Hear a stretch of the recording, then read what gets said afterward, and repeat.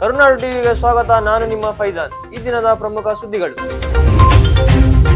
4 ವರ್ಷದ ಬಾಲಕಿಗೆ ರಾಷ್ಟ್ರಪತಿಗಳಿಂದ ಪ್ರಶಸ್ತಿ.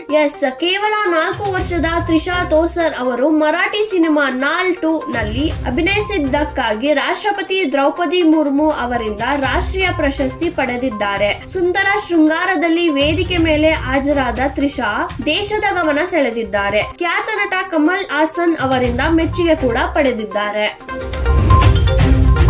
ಕ್ವಾಟ್ಲೆ kitchen grand ಫಿನಾಲೆಗೆ 5 lakh ಬಹುಮಾನ. ಕಲರ್ಸ್ ಕನ್ನಡದ ಹಾಸ್ಯಾಧಾರಿತ ಅಡುಗೆ ಶೋ ಕ್ವಾಟ್ಲೆ ಕಿಚನ್ ಇದು ಗ್ರ್ಯಾಂಡ್ ಫಿನಾಲೆಗೆ ಕಾಲಿಟ್ಟಿದೆ. 6 ಫೈನಲಿಸ್ಟ್ ಗಳ ಮಧ್ಯೆ 2 ರೌಂಡ್ ಪೈಪೋಟಿ ನಡೆಸಲಿದ್ದು ವಿಜೇತರಿಗೆ 5 ಲಕ್ಷ ರೂಪಾಯಿ ನಗದು ಬಹುಮಾನ ಮತ್ತು ಟ್ರೋಫಿ ಸಿಗಲಿದೆ. ವಿಶೇಷ ಅತಿಥಿಗಳಾಗಿ ರಾಜ್ ಬಿ ಶೆಟ್ಟಿ ತಂಡದವರು ಭಾಗವಹಿಸಲಿದ್ದಾರೆ.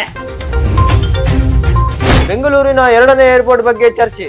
ಬೆಂಗಳೂರು ಜಿಲ್ಲೆಯ ಕನಕಪುರ ಹಾಗೂ ನೆಲಮಂಗಲದ ಕೆಲ ಪ್ರದೇಶಗಳನ್ನು ಎಐ ಪರಿಶೀಲಿಸಿದ್ದರೂ 2ನೇ ವಿಮಾನ ನಿಲ್ದಾಣದ ಸ್ಥಳ ಆಯ್ಕೆಯ ಬಗ್ಗೆ ಕೇಂದ್ರ ಸರ್ಕಾರ ಇನ್ನೂ ನಿರ್ಧಾರಕ್ಕೆ ಬಂದಿಲ್ಲ. ನಂತರ ಪರಿಸರ ಅನುಮತಿ ಲಭ್ಯವಿಲ್ಲದ ಕಾರಣ ತೀವ್ರ ವಿಳಂಬವಾಗಲಿದ್ದು ರಾಜ್ಯದ ಸಚಿವರು ಮತ್ತೊಮ್ಮೆ ದೆಹಲಿಗೆ ತೆರಳಿ ಚರ್ಚೆ ನಡೆಸಲಿದ್ದಾರೆ.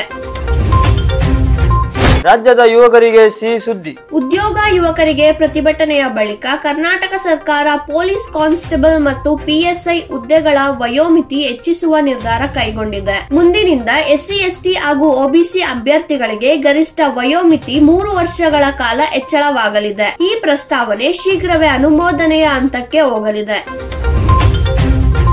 ಇದಾಗಿತ್ತು ಈ ದಿನದ ಪ್ರಮುಖ ಸುದ್ದಿಗಳು. ಇನ್ನಷ್ಟು ಸುದ್ದಿಗಾಗಿ ನೋಡ್ತಾ ಇರಿ ಕರುನಾಡು ಟಿವಿ. ಸಾಟಿ ಇಲ್ಲದ ಸುದ್ದಿ ನಮ್ಮ ಗುರಿ. ಇನ್ನು ನಮ್ಮ ಚಾನೆಲ್ ನ ಸಬ್ಸ್ಕ್ರೈಬ್ ಆಗಿಲ್ಲ ಅಂದ್ರೆ ಕೂಡಲೇ ಸಬ್ಸ್ಕ್ರೈಬ್ ಮಾಡಿ, ಪಕ್ಕದಲ್ಲೇ ಇರುವ ಐಕಾನ್ ಕ್ಲಿಕ್ ಮಾಡಿ ಹಾಗೂ ಲೈಕ್ ಮಾಡಿ. ಶೇರ್ ಮಾಡೋದು ಮಾತ್ರ ಮರಿಬೇಡಿ.